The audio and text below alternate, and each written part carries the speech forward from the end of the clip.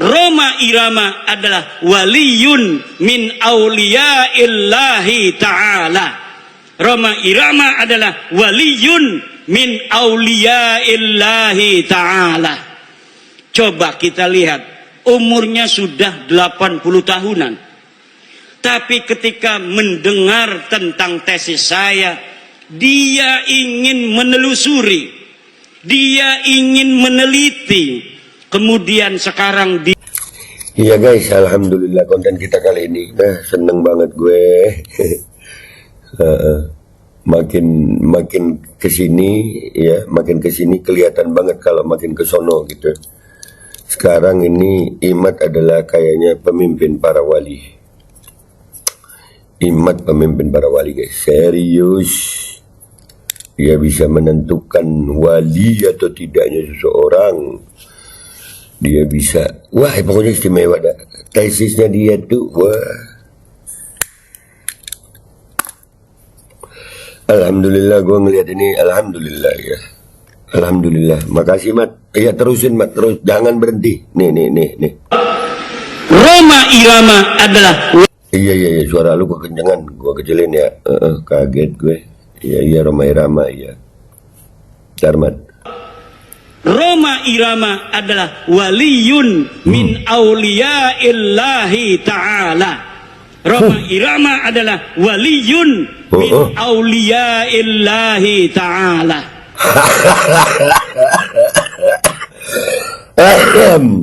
Iya, Mat. Iya, Mat. Roma Irama wali, iya dah. Dia istimewa guys, ya, baguslah terusin. Jangan berhenti Mat, tolong jangan berhenti, jangan tobat dah ya kalau bisa begini terus dah. Jangan. Ya Rob mentokin ya Allah, mentokin tunjukin nama dunia nih orang, masya Allah. Waliyun diulangin ya 2 kali ya. Roma Irama waliyun min auliyai ta'ala. Guys, lu kalau ketemu Roma Irama lu hati-hati, waliyun min auliyaillahi ta'ala.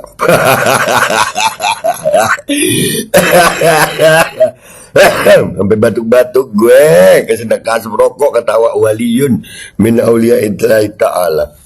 Waliyun itu. Coba kita lihat, umurnya sudah 80 tahunan. Iya. Tapi ketika mendengar tentang tesis saya, jadi lu cuman mendengar tesisnya Imad terus, dia ingin menelusuri, dia ingin meneliti. Kemudian sekarang dia mempunyai keyakinan bahwa para habib ini bukan zuriat Nabi ya. Cuman gara-gara itu jadi wali guys. Meneliti, yang diteliti apa? Bikin podcast, manggil orang-orang itu yang ngomongnya ya kayak Abbas, kayak Menachem Ali, kayak Gembul, terus jadi wali. Wah, istimewa, keren. Ini belum pernah ada dalam sejarahnya. Terusin Mat, terusin, jangan berhenti lu begini ya. Beneran. Nggak ada yang lebih kocak dari Imad kayaknya. Jadi lu kebayang nggak guys ya, orang jadi wali ini menurut Imad. Ini kitab-kitab salaf, kitab-kitab sufi dulu batal semua sama Imad ini. Istimewa loh. Wali itu karena mendengar dan itu kata-kata meneliti itu aja yang gua, apa yang diteliti sama Roma. Rambut palsunya aja masih belum ada yang terlalu meneliti. Gue pengen banget meneliti rambut palsunya Roma.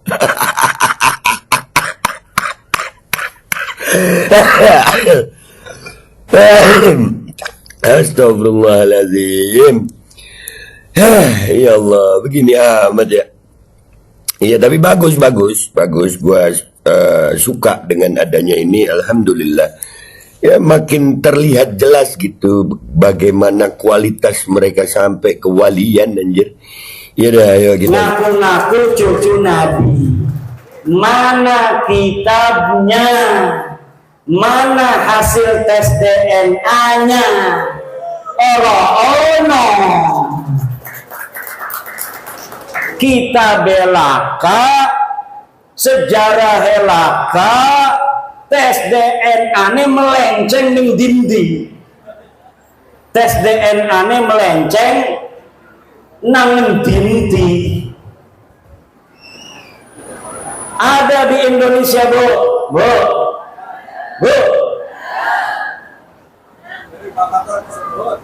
Di Indonesia ada orang ngaku cucu Nabi. Dalam tubuhku mengalir darah Rasulullah. Datang ke kiai, minta duit 40 juta. Baru saya dapat ini sebuah testimoni dari kiai di Purbalingga, bukan Purbalingga, di Banyumas. Ada kiai diparanin oleh seorang yang ngaku cucu Nabi.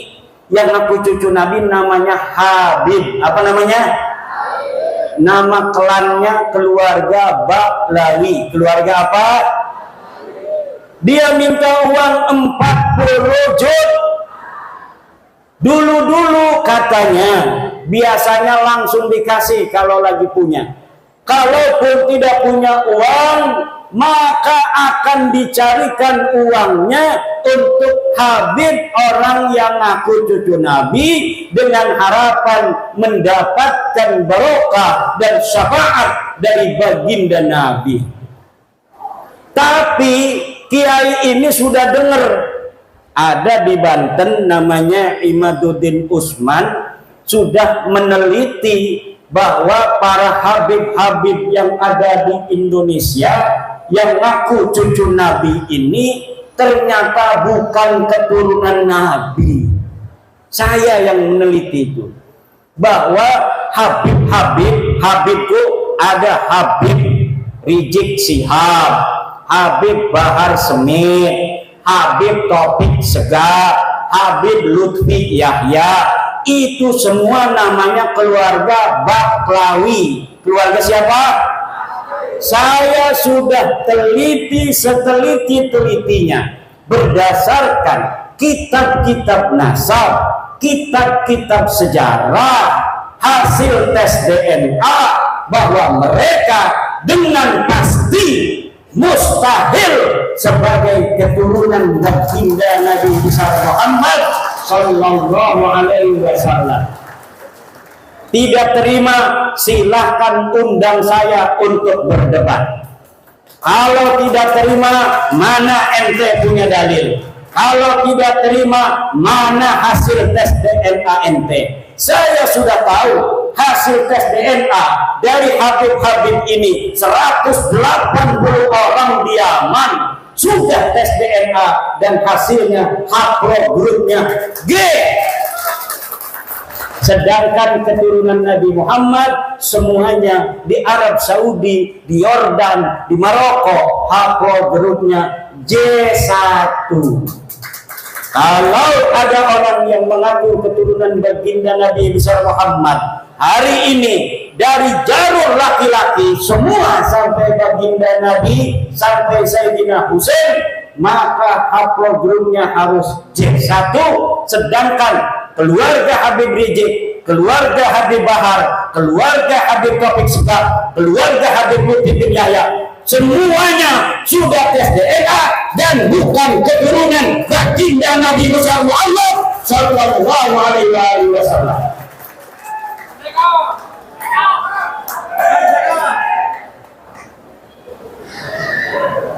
Itu ceritanya. Kembali kepada Kiai Banyumas tadi tuh, karena dia sering mendengarin saya ketika si Habib ini minta uang 40 juta, dia acting pura-pura jadet. Kiai Imad pahlawanku, Kiai Imad pahlawanku, Kiai Imad pahlawanku. Langsung Habibnya kabur.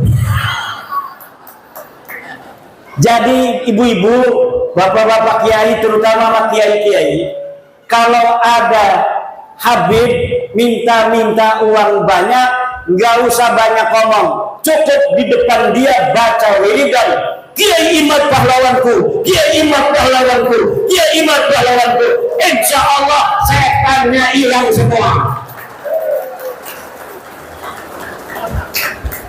Lah kita nyari-nyari duit, gelati duit 40 juta ke hati bu ya, nggih. Megawe ning Tangerang gajinya 4 juta. Berarti 40 juta ya kita megawe ning pabrik 4 bulan, 10 bulan nggih. Lah dia datang hanya dengan menjual baginda Nabi, dia pengen dapat duit 40 juta. Nah, orang-orang yang menjual nama Nabi besar Muhammad sallallahu alaihi wasallam begini, kira-kira masuk surga atau masuk neraka? Yang keras. Yang keras. Saya tanya sekarang, Habib itu keturunan Nabi apa bukan? Keturunan Nabi apa bukan? Habib Rizik turunan Nabi bukan? Habib Bahar turunan Nabi bukan?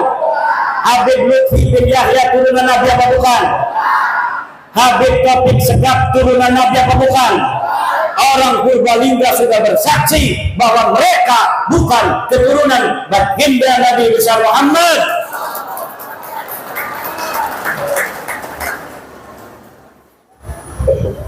Ibunda Khadijah Al-Kubra akan tersenyum kepada orang-orang Purbalingga.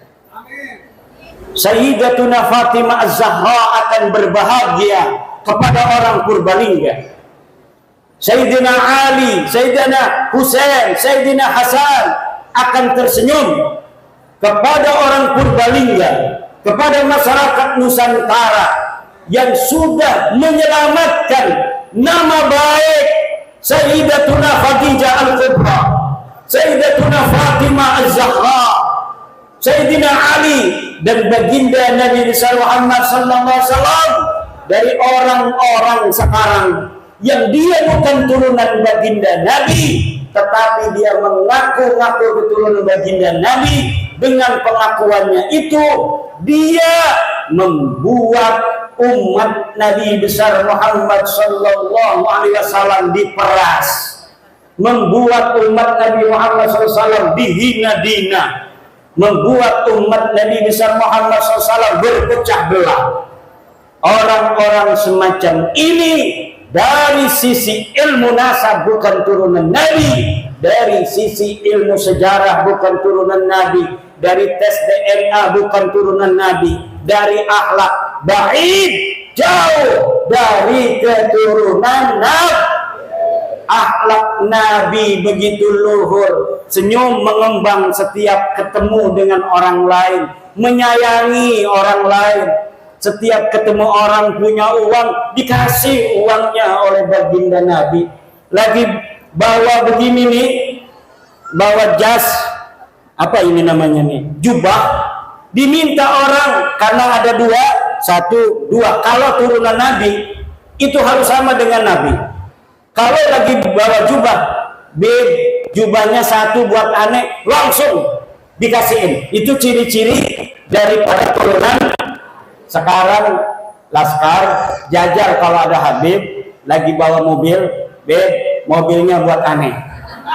Kalau dia kasih itu mobil, dia turunan Nabi. Kalau tidak kasih itu mobil, jangan sampai engkau percaya bahwa dia keturunan baginda Nabi besar Muhammad. Setuju? Ada Habib datang ke Kiai bawa mobil. Habib, bawa apa sini? Mobil. Mobilnya buat aneh aja. Sebelum diminta, minta dulu. Sebelum dia minta uang, minta dulu apa yang dia bawa. Dia bawa udang-udang begini, pinta. Dia bawa juru begini, pinta. Wah, berarti Ki Imad nanti kita minta coba kasih nggak? Ya enggak. Aneh kan udah ngomong-ngomong aneh turunan Nabi. ente punya istri, cerai, nanti ane kawinin, ente masuk surga. Ada Profesor Manahem Ali beriwayat, ada seorang kiai istrinya cantik jelita. Tahu istrinya satu atau dua saya nggak tahu. Yang jelas dia istrinya cantik. Datang Habib, suruh dicerai istrinya. Kata si Habib, kalau engkau cerai istrimu lalu aku nikahi istrimu, maka engkau akan dapat barokah, dapat syafaat, masuk dalam surga. Na'udzubillah. Apakah yang model begitu betul turunan Nabi? Jawab. Apakah orang yang datang ke rumah kiai minta uang 40 juta itu turunan Nabi? Apakah ada orang yang menghina orang lain itu turunan Nabi? Orang yang mulutnya selalu mencaci maki Presiden Indonesia dengan alasan-alasan PKI, alasan antek asing, ijazah palsu.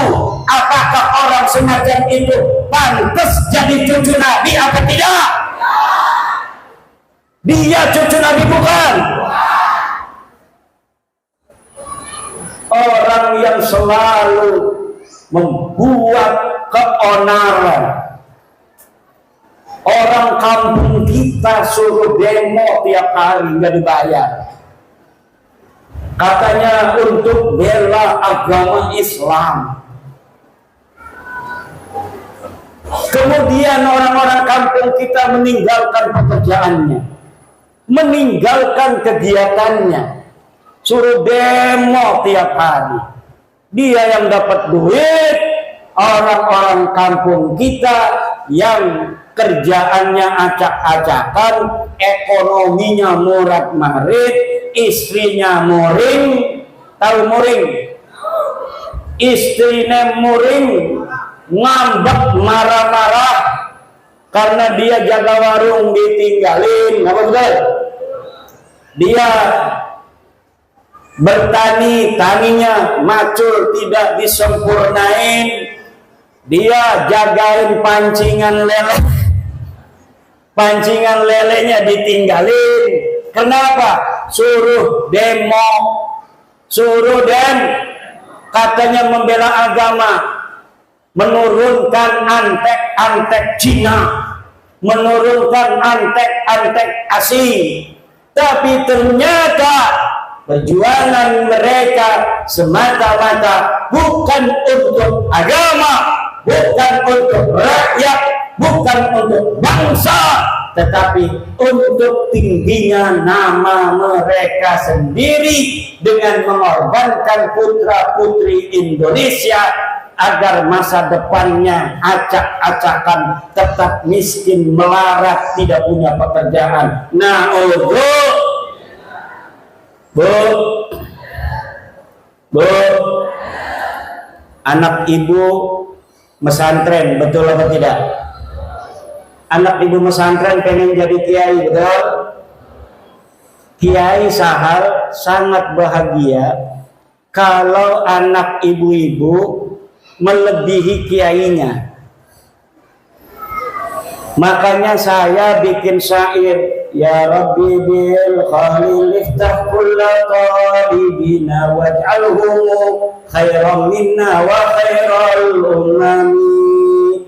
Ya Rabbi bil khalil iftah kulla talibina waj'alhu khairan minna wa khairal.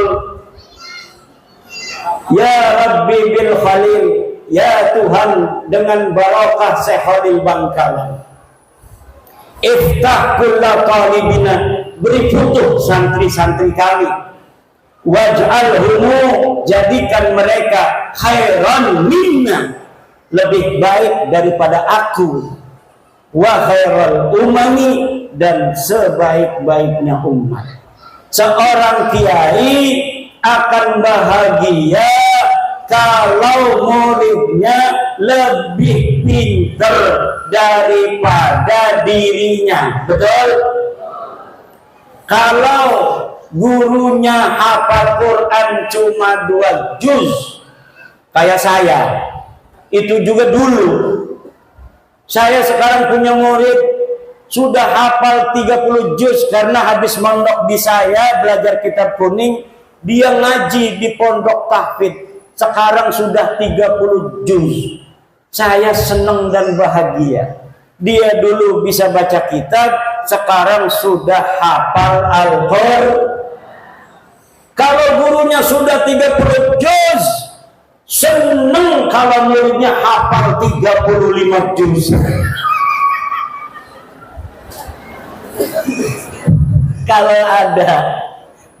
Kalau ada lebih dari 30 juz itu senang mungkin gurunya.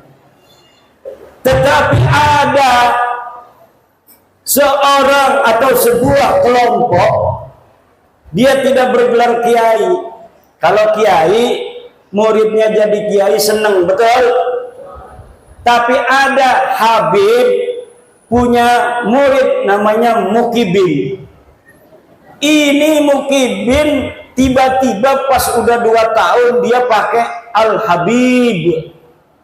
Wong Banyumas, gua Al-Habib. Lah kira-kira gurunya itu yang seorang Habib marah apa tidak kalau ada murid tiba-tiba pakai gelar Al-Habib? Marah, itu bisa dipukulin, dipersekusi. Kenapa? Karena bagi mereka nasab itu lebih utama daripada ilmu. Sedangkan menurut ajaran Islam, ilmu itu mutlakkan lebih mulia daripada nasab. Ilmu itu mutlakkan lebih mulia daripada nasab. Takwa adalah kunci daripada kemuliaan. Ukuran daripada kemuliaan adalah takwa. Inna akramakum indallahi, sesungguhnya orang yang paling mulia di antara kalian adalah orang yang paling bertakwa. Itu adalah barometer kemuliaan. Siapa orang paling bertakwa, dialah orang yang paling mulia. Apakah dia anak seorang kiai? Apakah dia anak seorang raden? Apakah dia anak seorang tubagus? Dia seorang petani? Dia seorang penjual cilok? Dia seorang yang miskin? Dia seorang yang kaya? Kalau dia bertakwa, maka dialah orang yang paling mulia. Ini ajaran Islam apa ajaran Habib? Islam. Tapi ajaran Habib, dia ngomong sama santri-santrinya, kalau nanti jadi kiai banyak ilmunya, jangan sampai di hatimu ada perasaan sama dengan Habib. Jadi mereka mempunyai sebuah ajaran, sebuah doktrin kepada murid-muridnya yang bukan dari golongan Habib itu, bahwa orang-orang Jawa, wong Banyumas, wong Purbalingga, wong Brebes, wis kerjakan ndok bae, ora bisa jadi wong mulia. Sirama sampai kapan bae tugasnya ngormati kula. Kok sira duwe anak, anake ngormati anak kula. Kok sira duwe putu, putune ngormati putu kula. Anak kira duwe buyut, buyute ngormati buyut kula. Sampai kiamat tugasnya sira jadi hamba sahaya. Tugasnya kita dan turunan kita jadi raja, jadi wong mulia. Ini ajaran Islam apa ajaran Habib? Ajaran Islam apa ajaran Habib? Ajaran Islam apa ajaran Habib? Ajaran Islam, siapa saja dia, dari siapa dia dilahirkan, tidaklah penting. Tetapi yang penting, bagaimana dia nanti menatap kehidupan. Kalau dia belajar, kemudian pintar, dia bisa jadi presiden di Indonesia, walaupun dia hanya anak petani dari Purbalingga. walaupun dia hanya anak seorang pedagang kecil di Purbalingga, kalau dia kemudian masuk STPDN, dia bisa menjadi bupati di Purbalingga. Siapapun dia, walaupun dia hanya anak seorang yang mencari limbah pemulung, tapi dia kemudian masuk TNI, dia jadi jenderal, kemudian dia menjadi panglima TNI, itu adalah ajaran Dia bisa jadi jenderal, dia bisa menjadi AKBP, dia bisa jadi kolonel, walaupun hanya anak seorang petani yang tidak punya sawah. Petani nyambut tapi abai nyelengi, alhamdulillah duitnya gena sekolah ning akpol, duitnya sekolah ning perwira, akhirnya jadi jenderal. Maka di dalam ajaran Islam dan ajaran Pancasila tidak dinilai dia dari keturunannya, tapi dinilai dari prestasinya. Ini ajaran Islam sesuai dengan ajaran Pancasila. Tapi ajaran yang rasis, kabib-kabib, lamun uang dudu turunan kabib, uang lanang orang bisa ngawin turunan kabib. Kenapa orang bisa? Karena kita mah turunannya Nabi. Jere siapa sira turun Nabi? Jere bapak kula. Bapak nilani jere siapa? Bapak kula nih ya jere bapak tua kula. Bapak tua kamu kata siapa? Kata, tapi saya minta buktinya. Tidak ada bukti. Saya minta dalilnya. Tidak ada dalil. Saya minta tes DNA, hasil tes DNA-nya haplo grup G. Orang yang bukan hanya mereka bukan keturunan Nabi, tapi juga mereka bukan orang Arab. Leluhur mereka orang Kaukasia, orang Turki yang tidak punya tempat.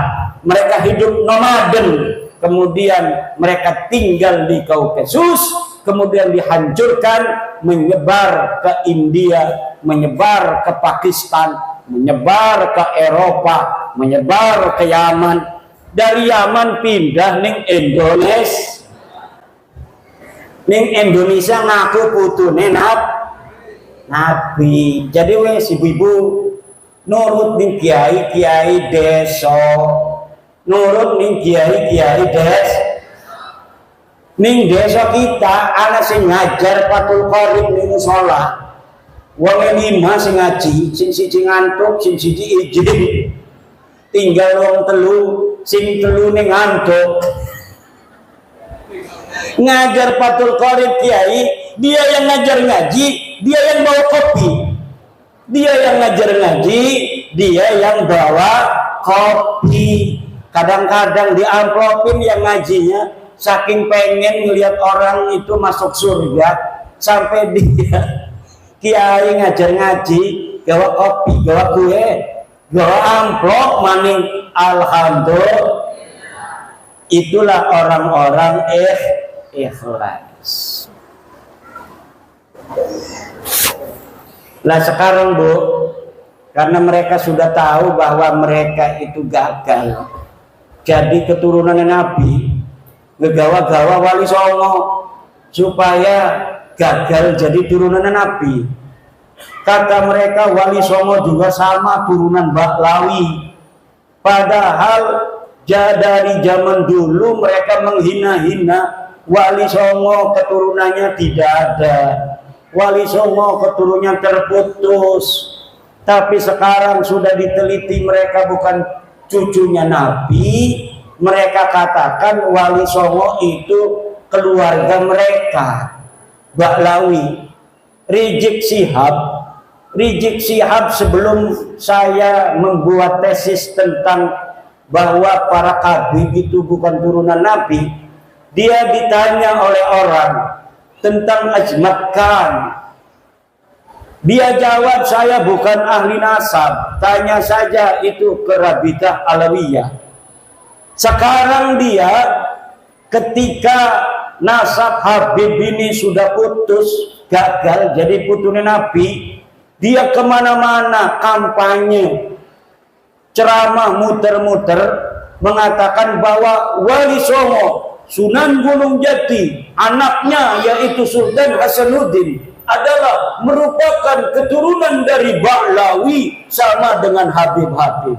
Iki arane pengen ngegawa Wali Songo rungkat kayak direkanani. Mereka sudah rungkat, mereka tidak sudi, tidak ridho. Kalau hanya mereka yang rungkat, mereka juga ingin bawa-bawa Wali Songo yang asli putune Nabi. Wali Songo asli putune Nabi. Pengen supaya Wali Songo juga sama-sama putus nasabnya, sama-sama rungkat nasabnya 2024. Ning dindi ceramah muter-muter, pakai takbir lagi. Salah pakai takbir. Saudara, Sunan Gunung Jati punya istri Nyai Rara Santang, takbir. Ligane salah. Nyai Rara Santang itu bukan istrinya Sunan Gunung Jati, tapi ibunya Sunan Gunung Jati. Udah salah pakai takbir. Marah anak-anaknya, keturunan Sunan Gunung Jati akhirnya minta maaf. Saya mohon maaf. Sekarang dia ngomong lagi bahwa Sunan Ampel adalah anaknya Sunan Gresik. Salah maning bae. Kalau di Banten dia takut sama cucu-cucu Sultan Hasanuddin seperti saya, sampai dia minta maaf. Sekarang saya tantang cucu-cucu Sunan Ampel yang ada di Surabaya, bisa tidak mereka membuat Rizik Syihab minta maaf kepada keturunan Sunan Ampel Surabaya?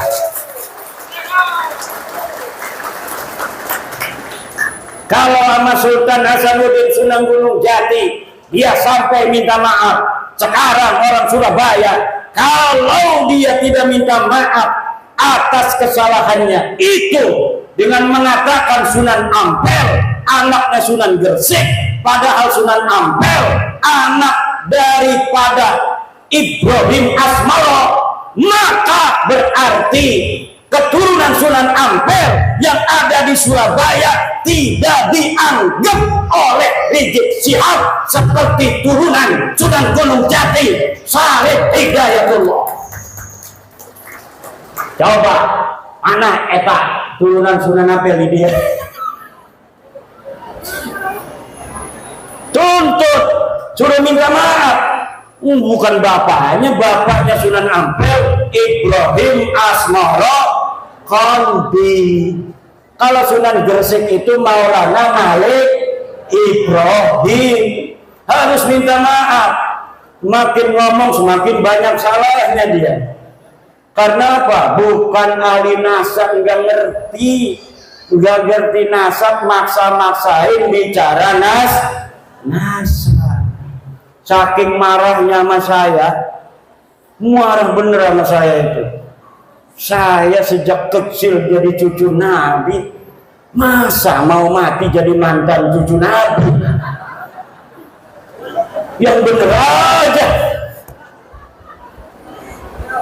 Sama Roma Irama marah juga. Roma Irama sambil ditelepon marah. Kata Roma Irama, siapa lu negur-negur gue? Wih, hebat juga tuh Bang Haji. Bang Haji Roma kenal bu? Bu, kenal nggak Bang Haji Roma? Yang nyanyi apa contoh lagunya? Sebujur Bangkai. Satu lagu Roma Irama Sebujur Bangkai lebih utama dari ceramah para habaib 70 habaib. Satu lagu Sebujur Bangkai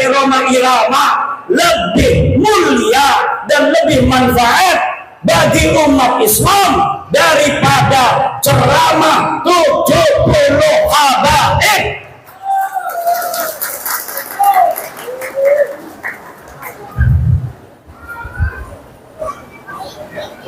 Kenapa lagunya Roma Irama kalau didengerin, kalau lagunya masalah akhirat, kaya-kaya neraka di depan mata, betul?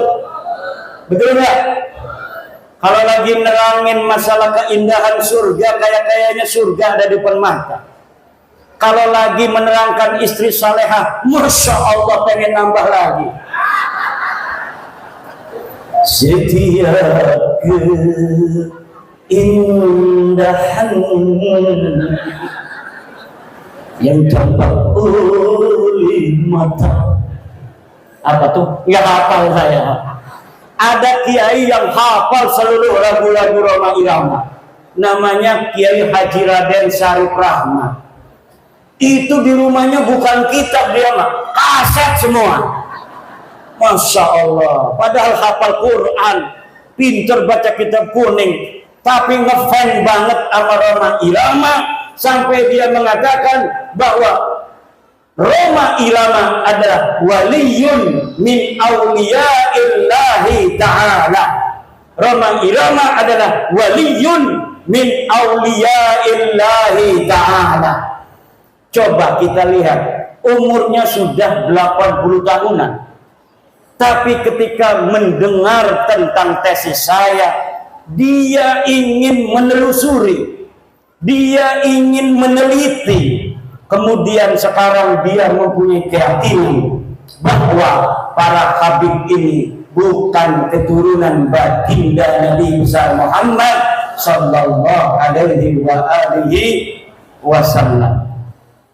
Kalau orang siapa saja yang masih ragu-ragu di hatinya, takut kewalat, maka lihat sebelum ayat Aqsal Madinah. Qalu inna tatayyarna bikum la illam tantahu lanarjumannakum wa la yamassannakum minna adzabun alim. Mereka orang berkata, inna tatayyarna bikum, nanti aku kewalat kalau mengikuti agama Islam Nabi Isa. Kata Rasul-Rasul itu, kalau ta'irukum ma'akum, kamu yang akan kewalat kalau kamu tidak ikut Nabi Isa, kalau kamu tidak ikut agama Islam.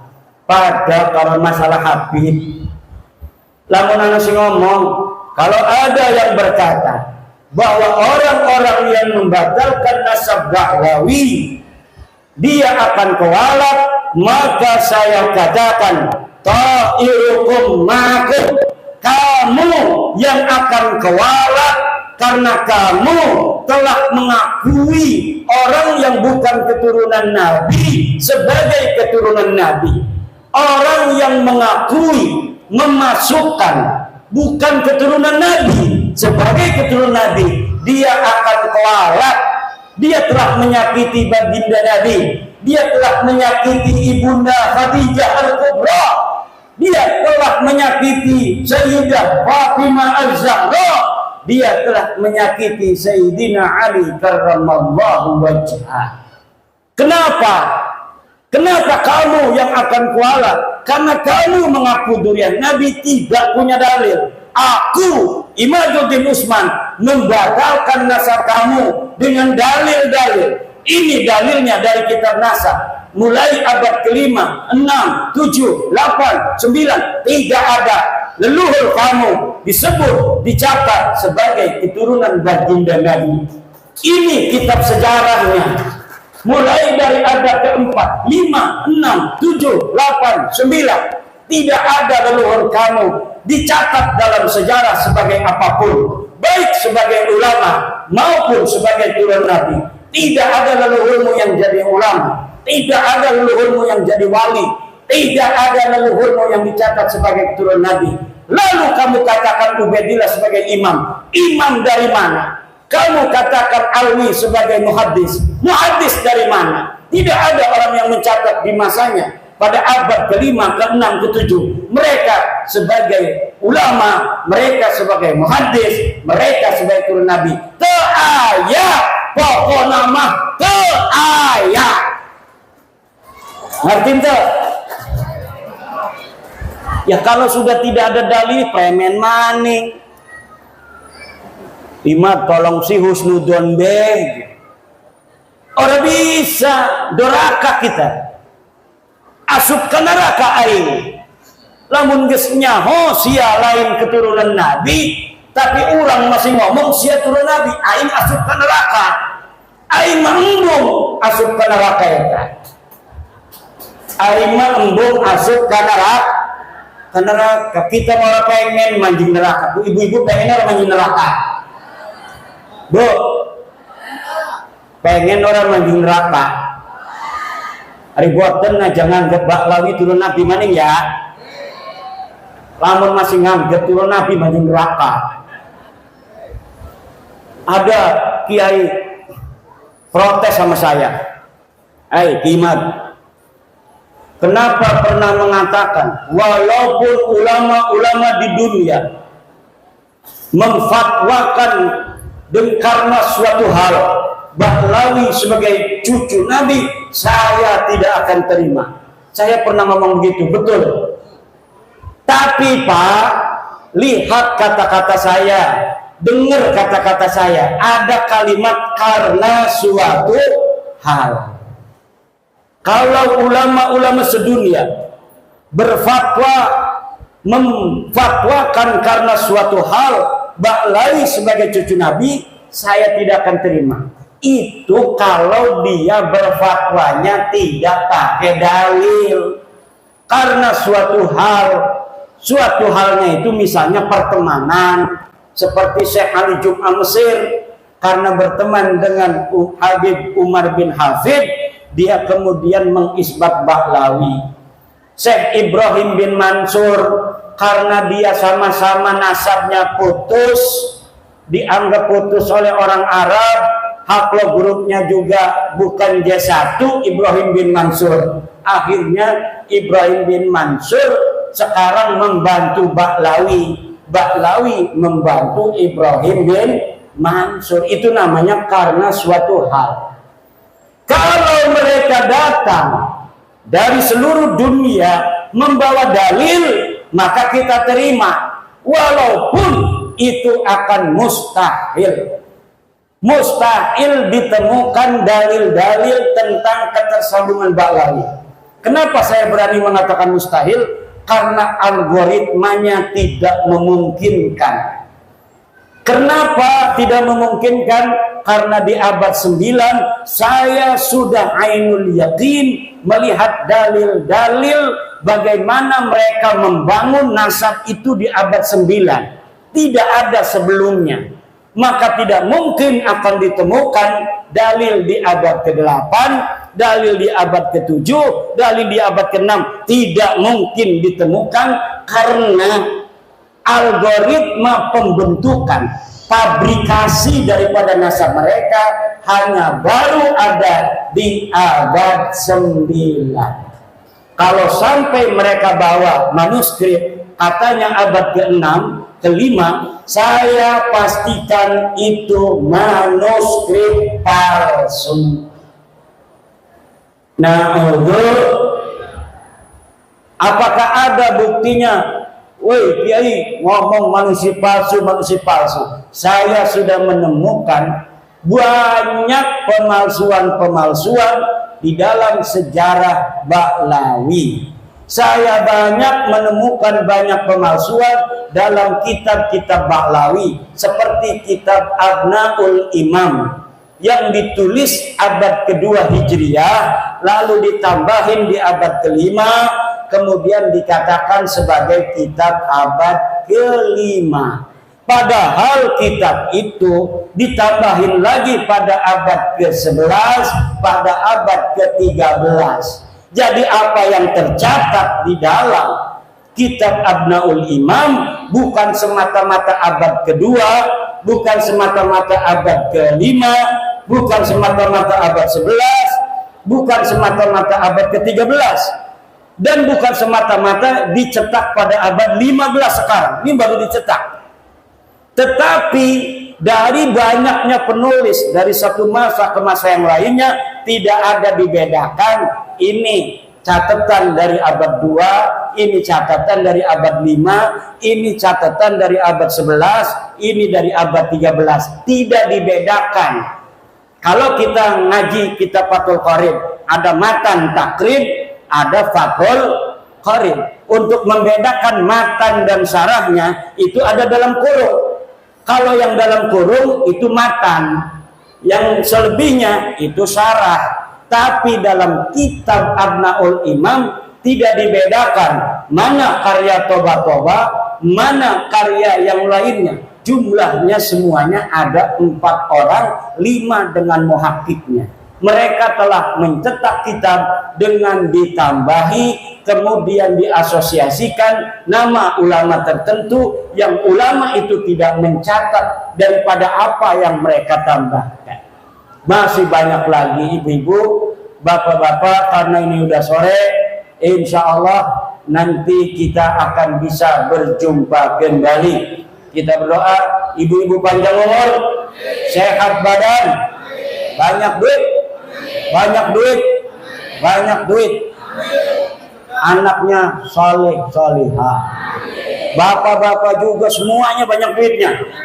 Ini yang hadir di sini dan anak keturunannya ila yaumil qiyamah jadi orang kaya raya semua, jadi orang yang berilmu semua, jadi orang yang berpangkat tinggi semua, bermanfaat dan menjadi pahlawan untuk generasinya masing-masing. Allahumma amin, Allahumma